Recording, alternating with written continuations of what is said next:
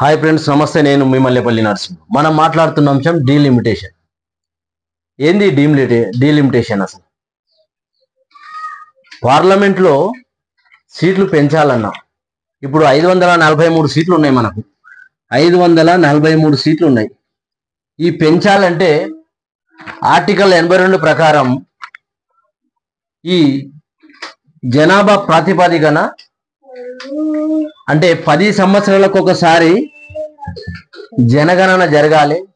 తద్వారా వచ్చిన లెక్కలను అనుసరించి 82 ఆర్టికల్ ప్రకారం ఈ పార్లమెంట్ సీట్లను హైక్ చేయాలి జనాభా ప్రాతిపదికన.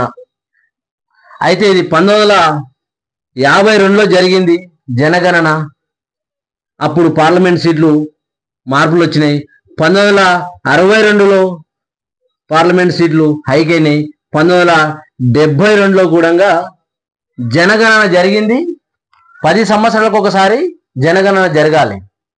జనగణన జరిగినప్పుడల్లా పార్లమెంట్ సీట్లు మార్పులు జరిగినాయి. అంటే జనాభా ప్రాతిపాదికన జరగవలసింది. ఇప్పుడు ఎందుకు వచ్చింది మరి తెరపైకి డీలిమిటేషన్ అంటే? చూడండి మిత్రులారా, ఈ అంశాన్ని మీరు కొంచెం జాగ్రత్త వినండి. ఇక్కడ 1976లో ఎమర్జెన్సీ వచ్చింది. 1976లో ఇందిరాగాంధీ ప్రభుత్వం ఎమర్జెన్సీ వచ్చింది దేశంలో. ఈ ఎమర్జెన్సీ వచ్చిన తర్వాత ఒక 25 సంవత్సరాలు ఈ జనగణన అనేది ఫ్రీజింగ్ చేశారు. జనగణన ఫ్రీజింగ్ చేసింది ఇందిరాగాంధీ. 72 వరకే ఆగిపోయింది. ఇప్పటి వరకు 1972 అనుసరించే ఈ పార్లమెంట్ సీట్లు 543 ఉన్నాయి. ఇప్పుడు 25 సంవత్సరాలు ఫ్రీజ్ చేసిన తర్వాత ఎప్పుడు మళ్ళా 2001లో మళ్ళీ జనగణన, ఈ 25 సంవత్సరాలు అయిపోతే 2001లో జనగణన జరగాలి. మళ్ళీ ఇక్కడ కూడా అప్పుడున్న ప్రధాని అటల్ బిహారీ వాజ్పేయి ఇక్కడ కూడా ఫ్రీజ్ చేసి మళ్ళీ 25 సంవత్సరాలు. అంటే ఇప్పుడు మళ్ళీ ఎప్పుడు జరగాలి జనగణన? 2026లో ఇప్పుడు జనగణన జరగాలి. సారీ, 2025లో అనుకోండి జనగణన జరగాలి ఇప్పుడు. కాబట్టి ఇప్పుడు జనగణన జరపడానికి సెంట్రల్ ప్రభుత్వం డిసైడ్ అయింది. ఈ డీలిమిటేషన్ ని తెరపైకి తీసుకొచ్చింది. అయితే ఎట్ ద సేమ్ టైం మిత్రులారా, ఇంకొక విషయం ఇక్కడ ఏంటంటే, ఇక్కడ 1976లో ఎమర్జెన్సీ వచ్చినప్పుడు ఈ జనగణన జరగొద్దని చెప్పేసి ఇందిరాగాంధీ ప్రభుత్వం ఏదైతే ఫ్రీజ్ చేసిర్రో, అయితే అదే సందర్భంలో జనాభా పెరగకుండా ఒక చట్టం తీసుకొచ్చారు. అంటే జనాభా నియంత్రణ అనేది సెంట్రల్ గవర్నమెంట్ ఒక చట్టం తీసుకొచ్చారు. అప్పుడు దక్షిణాది రాష్ట్రాలు, ఉత్తరాది రాష్ట్రాలు కుటుంబ నియంత్రణ బాగా పాటించినాయి. ఉత్తరాది రాష్ట్రాలు కుటుంబ నియంత్రణ పాటించలేదు. ఇగో ఇక్కడ దీని వల్లనే ముప్పు వచ్చింది. ఇప్పుడు ఈ దేశంలో ఈ డీలిమిటేషన్ అనే ఇప్పుడు ఏదైతే చేస్తారో దీని వల్లనే దక్షిణాది రాష్ట్రాలు పాటించడం వల్ల ఉత్తరాది రాష్ట్రాలు అప్పుడు కుటుంబ నియంత్రణ పాటించలేదు సరిగా. సో ఇక్కడ జనాభా విపరీతంగా పెరిగిపోయింది. దక్షిణాది రాష్ట్రాల్లో జనాభా తగ్గిపోయింది.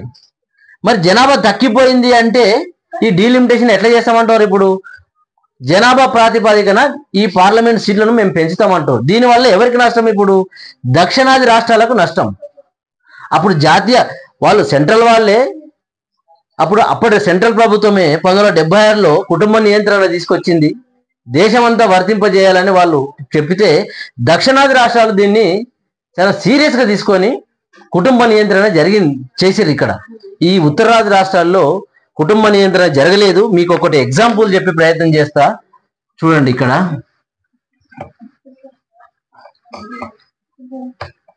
ఇక్కడ చూడండి దక్షిణాది రాష్ట్రాలు పై ఎట్లా దేశం ఉత్తరాది రాష్ట్రాలు ఎట్లా పెత్తందారి చేస్తున్నారని మీకు ఒక్కసారి మీకు చెప్పే ప్రయత్నం చేస్తాం మిత్రులారా. ఇక్కడ చూడండి, ఇది దక్షిణాది రాష్ట్రాలు.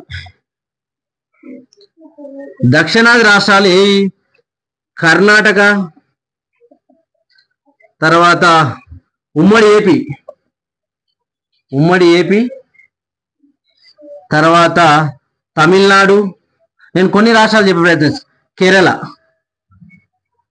ఇక్కడ చూడండి, కర్ణాటక ఉమ్మడి ఏపీ అంటే తెలంగాణ విడిపోకన ముందు ఉమ్మడి ఏపీ, తమిళనాడు, కేరళ.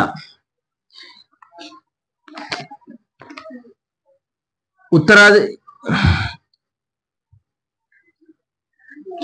ఇది నేను ఈ లెక్కలు 1972 ఏదైతే 10 years కోసారి లాస్ట్ జరిగిందో 10 years జనగణన ఏదైతే ఉందో 1972 ప్రకారం నేను చెప్తున్నాను నేను ఇది. అప్పుడు చూడండి, ఏదైతే కుటుంబ నియంత్రణ పాటించిన తర్వాత చూడండి, కర్ణాటకలో 134%. దానికంటే ముందు ఉత్తర రాష్ట్రాలు రాద్దాం. ఉత్తర రాష్ట్రాలు చూడండి, ఉత్తర రాష్ట్రాలు ఏంటి? రాజస్థాన్,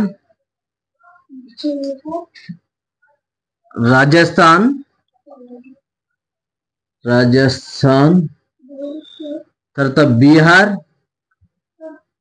తర్వాత మధ్యప్రదేశ్, తర్వాత యూపీ, తర్వాత మహారాష్ట్ర. చూడండి, ఇక్కడ బీహార్,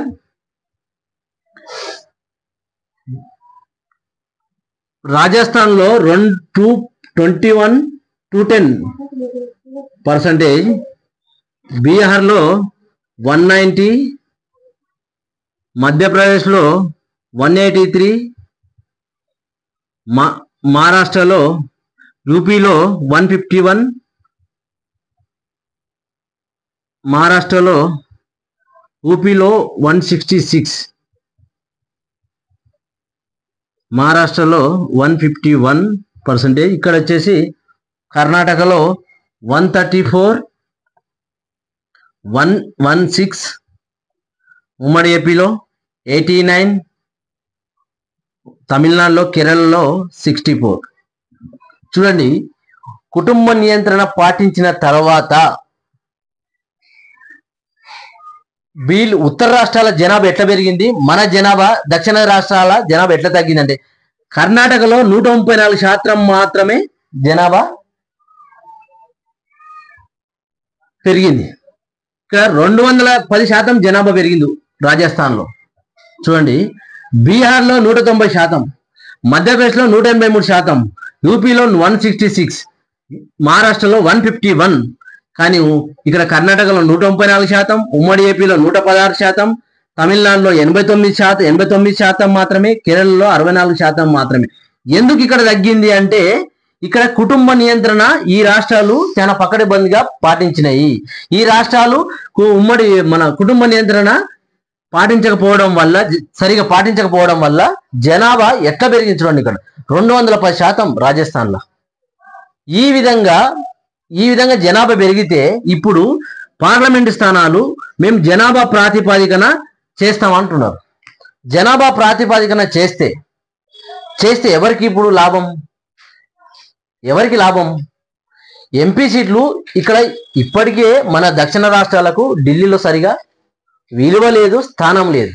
ఎందుకంటే మన దగ్గర సీట్లు తక్కువ ఉన్నాయి, ఇప్పటికీ వీళ్ళ దగ్గర సీట్లు ఎక్కువ ఉన్నాయి, ఇంకా సీట్లు పెరుగుతాయి. ఇక్కడ అమిత్ షా గారు ఏమంటారు, కేంద్ర హోంశాఖ మంత్రి, మీ సీట్లు మాత్రం తగ్గకుండా చూస్తామంటున్నారు. తగ్గకుండా చూస్తుండొచ్చు మన సీట్లు, కానీ ఇక్కడ సీట్లు పెరుగుతున్నాయి కదా, ఇక్కడ విపరీతంగా సీట్లు పెరుగుతున్నాయి కదా. వీళ్ళు కొత్త పార్లమెంటు భవనం కట్టడమే ప్లాన్లో, ఇదంతా ప్లాన్లో భాగం. కొత్త పార్లమెంటు ఏదైతే భవనం నిర్మాణం జరిగిందో 888 సీట్లు కూర్చున్న సిట్టింగ్ 888 పార్లమెంట్ అభ్యర్థులు కూర్చునికే వీళ్ళు కొత్త భవనం నిర్మాణం జరిగింది. అంటే ఇదంతా ముందస్తు ప్లాన్ ఏమనుకుంటున్నాను నేనైతే. ఎందుకంటే ఇవన్నీ పెంచితే, ఇది డీలిమిటేషన్ జరిగితే, ఇగో దీనికి రీచ్ అయితే దగ్గర మిత్రులారా, ఇక్కడ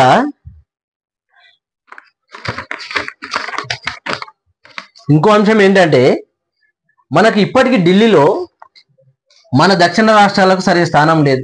ఎందుకు? మెయిన్ కారణం అంటే ఈ దక్షిణ రాష్ట్రాలలో బీజేపీ పార్టీ బలంగా లేకపోవడం. దక్షిణ రాష్ట్రాల్లో బీజేపీ పార్టీ వాళ్ళు ఎంత ప్రయత్నం చేసినా ఈ దక్షిణ రాష్ట్ర కర్ణాటకలో, ఇక్కడ ఉమ్మడి మన ఆంధ్రప్రదేశ్లో, తెలంగాణలో, కేరళలో, తమిళనాడులో ఇక్కడ ప్రాంతీయ పార్టీలు చాలా బలంగా ఉన్నాయి. ఈ పార్టీలను నిర్వహించలేకపోతున్నది ఈ బీజేపీ పార్టీ. ఈ ఉత్తర రాష్ట్రాల్లో బీజేపీ పార్టీ బలంగా పుంజుకున్నది, వాళ్ళు బలంగా ఉన్నది. అక్కడ ఈ దక్షిణ రాష్ట్రాల్లో వాళ్ళు ఎంత ట్రై చేసిన వాళ్ళు ఇక్కడ పార్టీని బలోపేతం చేసుకోలేకపోవడమే ఈ డీలిమిటేషన్ తీసుకొస్తున్నారేమని అనుమానం అయితే మన దక్షిణ రాష్ట్ర ప్రజల్లో వస్తుంది. ఎందుకంటే దేశానికి ఆర్థికంగా, ఆర్థికంగా ఈ దక్షిణ రాష్ట్రాలు బలంగా నిలబడుతున్నాయి. ఈ దక్షిణ రాష్ట్రాలే దేశానికి ఆర్థికంగా ఈ దక్షిణ రాష్ట్రాలు బలంగా నిలబెడుతున్నాయి దేశాన్ని. ఈ దక్షిణ రాష్ట్రాల నుంచే జిఎస్టీ కావచ్చు, ఇంకా వ్యాట్ కావచ్చు, వ్యాట్ పరంగా కావచ్చు, చాలా మొత్తంలో వెళ్తున్నది. ఎందుకంటే ఇక్కడ ఈ దక్షిణ రాష్ట్రంలో సోర్సు చాలా ఉంది. ఉత్తర రాష్ట్రంలో బీదరికం ఉండొచ్చు, బీదరికం ఈ దక్షిణ రాష్ట్రాల కంటే ఎక్కువ ఉండొచ్చు. కానీ బీదరికం ఉన్నట్టుగా మీరు ఇక్కడ డబ్బుని ఇక్కడ ఖర్చు పెట్టండి, తప్పు లేదు. కానీ ఇక్కడ మొత్తానికే ఎంపీ సీట్లను తగ్గించి, ఎంపీ ఇప్పటికే తక్కువ ఉన్నాయి, ఎంపీ సీట్లను ఇక్కడ మొత్తానికే తగ్గించి ఈ రాష్ట్రంలో జరుగుతున్న అభివృద్ధిని మీరు అడ్డుకోవడం ఎంత దురదృష్టకరం. మిత్రులారా, ఒకవేళ మీకు ఇంకొక ఎగ్జాంపుల్ చెప్పే ప్రయత్నం చేస్తా. డీలిమిటేషన్ అవసరమా, అసలు చేయడం అవసరము? దీని పరంగా జనాభా ప్రాతిపదికన కాకుండా వేరే పరంగా కూడా మనం చేయొచ్చు. ఎట్లా అంటే, మన రాష్ట్రంలో తెలంగాణలో 17 సీట్లు ఉన్నాయి, ఎంపీ సీట్లు. ఈ 17 సీట్ల 543 సీట్లలో 17 సీట్లు ఉన్నాయి. ఈ 17 సీట్ల శాతం ఎంతనో చేసి ఎంపీ సీట్లు ఎన్ని వస్తాయో కేటాయించండి. ఏపీలో 25 సీట్లు ఉన్నాయి, ఎన్ని సీట్లు వస్తాయో కేటాయించండి. అట్లా ఉత్తరప్రదేశ్లో 80 సీట్లు ఉన్నాయి, 80 సీట్లను ఇంకెన్ని ఆడైతాయో 543 ఈ విధంగా తీయండి. కానీ అలా కాకుండా మీరు జనాభా ప్రాతిపదికన తీస్తే ఈ దక్షిణ రాష్ట్రాలకు ఎంపీ సీట్లు పెరగడం శూన్యం. కానీ నష్టపోయేది కూడా వీళ్ళే. ఎందుకంటే మీరు ప్రతిదీ బిల్లులు పాస్ చేస్తారు. మీరు పార్లమెంట్ ఎందుకు, చట్టాలు ఎందుకు? పార్లమెంట్లో కొన్ని బిల్లులు పాస్ అవుతాయి, అతి ముఖ్యమైన బిల్లులు పాస్ అయితే వీళ్ళ సంబంధం లేకుండానే మీరు అప్పుడు తర్వాత బిల్లులు పాస్, ఇప్పటికి జరుగుతున్నది అదే. వీళ్ళ సంబంధం లేకుండానే మీరు ప్రతి బిల్లును పాస్ చేసుకోవచ్చు. ఈ ప్రాంతానికి సంబంధించిన బిల్లును మీరు తీసుకురావచ్చు, పాస్ చేసుకోవచ్చు. ఈ ప్రాంతానికి, ఈ దక్షిణ రాష్ట్రాలకు అన్యాయం చేయొచ్చు మీరు. అందుకనే ఇప్పుడు దక్షిణ రాష్ట్రాలు వాళ్ళందరూ ఒక జేసీగా ఫామ్ అయ్యి మనం అడ్డుకట్ట వేయవలసిందే అని చెప్పేసి వాళ్ళు. ఇంకొక అంశం కూడా మనం ఇక్కడ చెప్పాలి. ప్రాంతీయ పార్టీలను లేకుండా చేసే కుట్ర కూడా ఇక్కడ డీలిమిటేషన్ లో జరుగుతున్నదేమని మనం చెప్పక తప్పదు. ఈ జాతీయ పార్టీలు, ఇంకొక విషయం, ఇక్కడ కాంగ్రెస్ ఉంది. కాంగ్రెస్ నుంచి, మన తెలంగాణ నుంచి మన గౌరవ ముఖ్యమంత్రి రేవంత్ రెడ్డి గారు నిన్న తమిళనాడులో పాల్గొన్నాడు సభలో. స్టాలిన్ గారు పిలిచిన దీనికి వ్యతిరేకంగా వాళ్ళు ఒక మీటింగ్ పెట్టుకున్నారు. అయితే రేవంత్ రెడ్డి గారు, మరి రాహుల్ గాంధీ గారు ఇప్పటికీ ప్రకటించలే డీలిమిటేషన్ కు అనుకూలమా వ్యతిరేకమా ఏంది? ఎందుకంటే వాళ్ళది జాతీయ పార్టీ, మరి ఉత్తర రాష్ట్రాలను ఉద్దేశించి మాట్లాడాలి, ఆయన దక్షిణ రాష్ట్రాల కోసం మాట్లాడాలి. కాబట్టి ఇక్కడ జాతీయ పార్టీలు 2 నాలుకల ధోరణులు వ్యవహరిస్తున్నాయన్న మాట చెప్పక తప్పదు. ప్రాంతీయ పార్టీలను లేకుండా చేసే కుట్ర ఇక్కడ దక్షిణాది ప్రజలు చాలా సెంటిమెంటల్ ప్రజలు, వాళ్ళు చాలా సెంటిమెంటల్ తో కూడుకున్న ప్రజలు. ఒక్కసారి గనక ఒక నాయకును నమ్మితే అదే నాయకునితో ఉండే ప్రజలు ఈ దక్షిణాది రాష్ట్రాలు. ఇక్కడ మాత్రం బీదరికం, ఈ రాష్ట్రాల్లో బీదరికం ఎక్కున్నది. వాళ్ళు ఈ దాన్ని ఆశగా తీసుకొని జాతీయ పార్టీలు వాళ్ళను ఎలక్షన్లలో రాజకీయ పరంగా వాడుకుంటున్నారన్న మాట వాస్తవం. కాబట్టి ఈ డీలిమిటేషన్ వల్ల చాలా ప్రమాదం ఈ దక్షిణ రాష్ట్రాల. అయితే అమెరికాలో కూడా ఎట్లా ఒకసారి పెంచకుంటే ఏమవుతుంది? ఈ డీలిమిటేషన్ వల్ల, డీలిమిటేషన్ చేయకుంటే దేశానికి ఏమైనా ప్రమాదం అంటే, ఎగ్జాంపుల్ ఒక అమెరికా ఉంది. అమెరికాలో 1911 జనాభా లెక్కల ప్రకారం ఆ దేశ జనాభా 9.4 crores. ఇప్పుడు 34 కోట్లు. 50 రాష్ట్రాలు ఉన్నాయి. రాష్ట్రానికి 2 సీట్లు ఉన్నాయి. మరి ఆ రోజు 9 కోట్లు ఉన్నప్పుడు గవే ఉన్నాయి. ఇప్పుడు 34 కోట్లు ఉన్నప్పుడు గవే సీట్లు ఉన్నాయి. మరి మనతో అదే కొనసాగించవచ్చు కదా. వాళ్ళ దేశం అభివృద్ధిలో ముందు లేదా? వాళ్ళ దేశం ప్రపంచంలోనే దూసుకుపోతున్నది కదా. అది బెస్ట్ ఎగ్జాంపుల్ కదా. మరి దాన్ని అనుసరించి ఇప్పుడు 543 సీట్లు ఉండని ఏమైంది?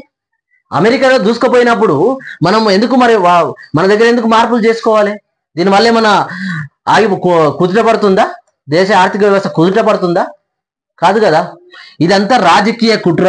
జాతీయ పార్టీలు ఒక పెద్ద రాజకీయ కుట్ర చేస్తున్నారు ఇక్కడ. దక్షిణాది ప్రాంతాల్లో ప్రాంతీయ పార్టీలను వాళ్ళు ఎంత చొచ్చుకొచ్చినా ఈ ప్రాంతీయ పార్టీలు వాళ్ళని రానియడం లేదు. తదనుగుణంగా ఈ డీలిమిటేషన్ తీసుకొస్తే ఉత్తర రాష్ట్రాల్లో మనం ఎంపీ సీట్లు పెంచుకుంటే వీళ్ళతో మనకు సంబంధం లేకుండా దేశంలో ఏమైనా చేయొచ్చు, బిల్లులు పాస్ చేసుకోవచ్చు అని చెప్పేసి. మిత్రులారా, ఇది పెద్ద కుట్రనే భావించాలి. దక్షిణాది రాష్ట్ర నాయకులు రాజకీయాలకు అతీతంగా నిన్న కేటీఆర్ గారు చాలా అద్భుతమైన స్పీచ్ అక్కడ తమిళనాడులో వాళ్ళ జేఏసీలో ఇచ్చిండు. స్టాలిన్ పెట్టిన మీటింగ్లో అద్భుతమైన మాటలు మాట్లాడి. ఆ విధంగా ఇప్పుడు ఆంధ్రప్రదేశ్ ఉన్నాడు. చంద్రబాబు నాయుడు, పవన్ కళ్యాణ్ గారు స్టాండ్ ఏందో చెప్పాలి. మీరు ఈరోజు పొత్తుగా ఉండొచ్చు, మీరు ఉండండి, పొత్తుగా ఉండండి. కానీ ఉత్తరాది రాష్ట్రాలకు మీరు ఈ దక్షిణాది రాష్ట్రంలో ఉండి మీరు వాళ్ళకు మోడీ గారికి మీరు వతస్సు పలకడం వల్ల ఇక్కడ దక్షిణాది రాష్ట్రాల్లో ఉండి ప్రాంతం వారే ప్రాంతానికి మోసం చేసినట్టుగా మీరు చరిత్రలో మిగిలిపోతారు. చంద్రబాబు నాయుడు గారు, పవన్ కళ్యాణ్ గారు, మీరు మీ స్టాండ్ మార్చుకోండి. ఇంకొక విషయానికి వస్తే రాజకీయ పార్టీలకు అతీతంగా ఈ ఉద్యమాన్ని భుజాన్ని ఎత్తుకొని ఈ దక్షిణ రాష్ట్రాల హక్కుల కోసం పోరాటం చేయవలసిందిగా నేను ఈ జాతీయ పార్టీ మన దక్షిణాది రాష్ట్ర నాయకులకు నేను విన్నపిస్తూ ఉన్నా. ఒకనాడు కేసీఆర్ గారు అందుకే నేను అనుకున్న టీఆర్ఎస్ నుండి బీఆర్ఎస్ పార్టీ పెట్టిండంటేనే ఈ దక్షిణాది రాష్ట్రాలకు అన్యాయం జరుగుతుంది, మనం ఇది నిలువరించాలని చెప్పేసి ప్రయత్నం చేసిండు. కానీ దురదృష్టవశాత్తు కేసీఆర్ గారు ఓడిపోవడం, వీళ్ళు డీలిమిటేషన్ ని ముందుకు తీసుకురావడం, దక్షిణ రాష్ట్ర నాయకులను అణిగిపట్టడం, అట్లాగే అట్ ద సేమ్ టైం తెలంగాణలో, ఏపీలో, దక్షిణాది రాష్ట్రాల్లో ఉన్న బీజేపీ నాయకులు కూడా స్పందించాలి. మీరు అనుకూలమా వ్యతిరేకమా మీ స్టాండ్లు మీరు ప్రకటించండి. మిత్రులారా, ఇది అంశం. నేను నమస్తే, మీ మల్లెపల్లి నరసింహ.